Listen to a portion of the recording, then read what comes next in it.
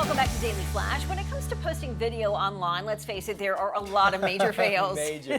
Our next guest wants to change all of that. He's a veteran writer, producer, and Hollywood director. His book and video series is called, very appropriately, How to Shoot Video That Doesn't Suck. Please welcome to Daily Flash, Steve Stockman. Steve, thank you for joining us. Whoa, applause and everything. Yes. Absolutely, of course. So, Steve, what's the biggest problem you see when it comes to the videos that people share? I think that we all grew up watching video from the time we were 0. So we think that we understand it. And we do really, you know, you can always figure out what's going on in the TV procedural that you're watching. But the fact that we understand it doesn't mean that we speak it very well. So I think the real problem is that video is a language and most of us really suck at it. Okay. Which is fair because, until we got these things, nobody ever asked us to shoot video before, right? It was something that only pros did. So I think that's the big problem. And so what I want to do is kind of bring some of the things that Hollywood pros and film professionals all over the world do to everyone's videos so that we can start communicating a little bit better and have more fun. Okay, and you say actually it's not about the technology. Technology can only go a certain amount of ways, right? Yes, this is true, yeah. Yeah, it's like, if you look at all the great mid-20th century directors, the Alfred Hitchcocks of the world, right? Like, they would be so jealous if you showed them one of these. Right. I mean, they would go nuts because they needed a crew of 100 people to do all that lighting and all the camera moves and all that. And we carry this thing around in our pockets. So I think we have to appreciate that we have something that's technologically very advanced, but there are also a lot of things that we can learn from the way people have been doing film and video for years. Steve, you sent us some video that you shot, some Halloween video, and we're going to roll that video right now if we can, please. And if, Steve, you can walk us through some of the techniques that you use in this video and how we can learn from them. Sure. So the first thing when you think about holiday video is that you have to think about your video in shots. So you'll notice that this video is shot in very short little pieces. And if you look at any TV show or movie or great video that you're watching on YouTube or wherever, you'll see the exact same thing. We shoot video in 1 to 8 second pieces for the most part. Right. And that's because we get bored when we don't get more visual information. And so when you see people, I saw a dad at a kid's cello recital, who had his camera on a tripod, and through the entire recital, he just kept going back and forth and back and forth with his tripod. And he did that for like 45 minutes. That had to drive you crazy. No one's ever going to watch this video. No, you're right.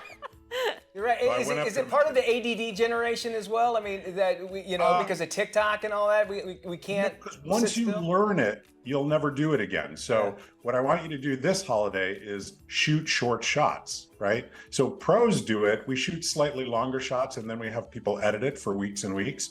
But you can do it if you're lazy, like I am when you're shooting home video, is just make sure you're not rolling the camera for more than 5 or 8 seconds. You want to point at what you're going to point at and get a really nice picture, and think of your camera as a still camera, roll off 5 or 8 seconds and then stop. And that's what I did with this this Halloween demo. Is the magic in editing? I mean, Scorsese's got his next film, it's 3.5 hours long, I believe, coming out, right? I mean, is the magic all in editing?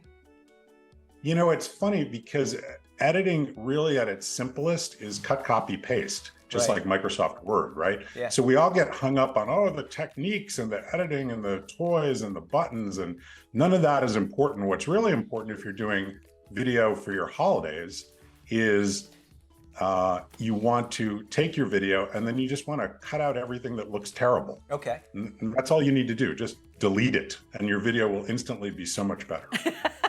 There's brilliance in brevity. So Mitch has his phone here with us in studio, Steve, and we'd love just to get a few pointers from you with some of the live video that we're shooting here in studio, some good do's and don'ts. All right.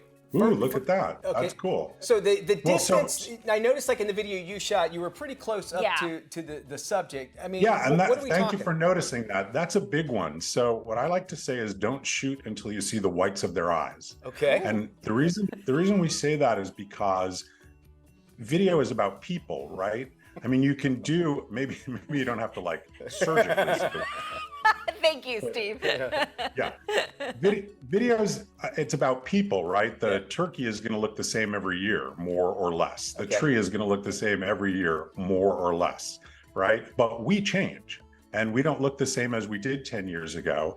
And we don't think the same as we did 10 years ago, especially if we are now 15 and we used to be 5, right? Yes. So if you're shooting home video, you want to make sure that you're on people's faces because those are the things that you're going to want to remember. So being close is a great instinct, and we tend not to do it because we feel like we're in the middle of everything and everyone's looking at us, and it's really uncomfortable unless you're a professional, you know, who's used to having a camera like this. Right.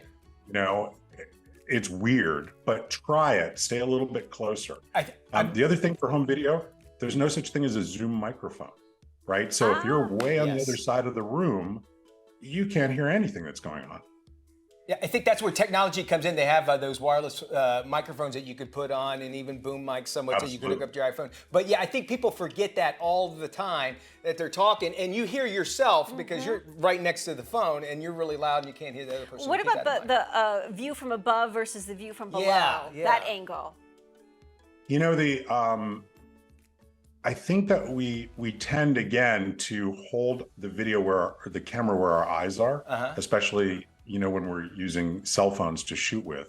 And that's great because it's normal. That's the way we see the world. But if you watch a movie, you're going to see people on the floor. You're going to see the camera come out of the refrigerator. Yeah. All kinds of angles. So try it. Be creative.